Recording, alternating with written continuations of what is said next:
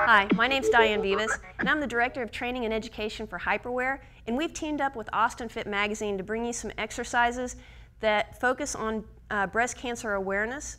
And for those survivors and people going through either treatment or reconstruction, we want to be able to focus on some exercises that really benefit them to getting back into a healthier lifestyle and back to normal activity as soon as possible. And so these are just a few examples that we've used specific to their situation. And of course, everybody is so individualistic based on what type of surgery they chose, what type of treatments they've gone through for their breast cancer. So please understand that that everything is very individualized, and you always want to check with your doctor first.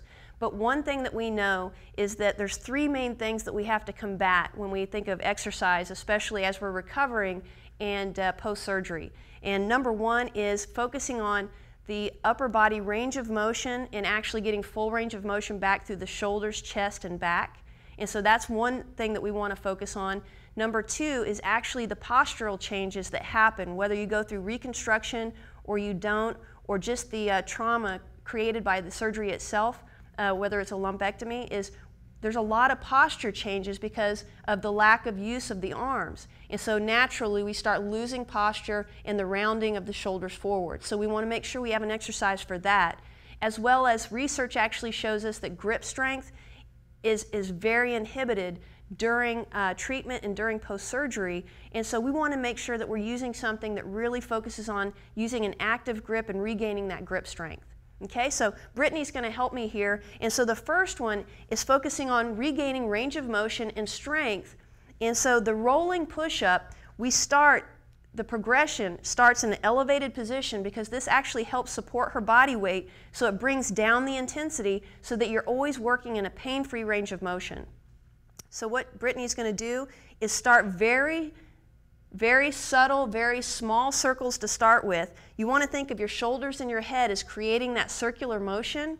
And as she's successful and as she stays pain-free, she's going to start getting a little bit bigger range of motion and a little bit more into the lower part of that push-up. You can see how it starts to really open up the chest and get some really great strength that you need for the shoulders and even the decelerators of the back based on that movement. So she shifts right and left, low to high.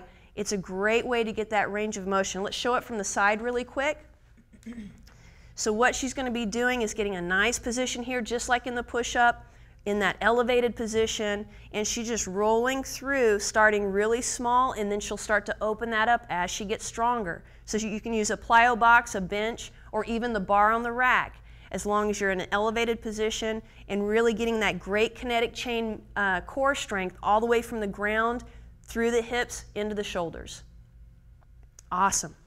All right, and so for the next one, we're actually going to come here for the bands. So this could be a cable or a band, anything that what we call is a vector training or pulling from a certain direction. And so we're focusing on that posture strength. And so what I'm going to have Brittany do is focus on really starting in a forward position, and then she's going to pull all the way back into a row.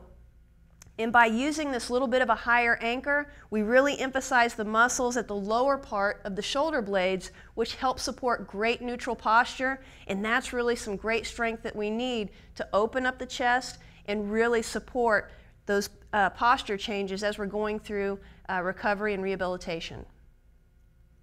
Awesome.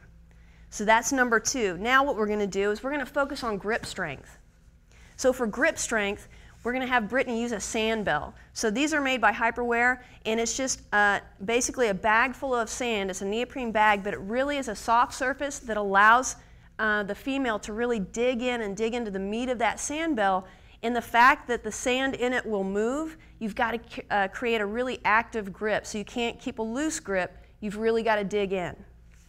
So we're going to use a bent over row with just one sand bell, so she's getting great core stability, nice flat back, hips hinged back, and then she's getting great upper body movement. So we've got the back muscles or the larger muscles of the back assisting the movement, and then constantly having that nice grip, an active grip, to really strengthen that as well.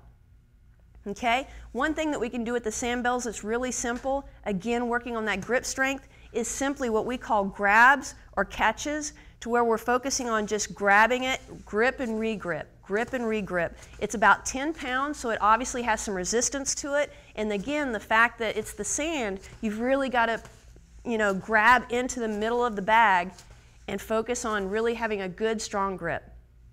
All right, guys. So thank you so much, and it's a privilege to be able to work with Austin Fit Magazine, and we hope to see you next month.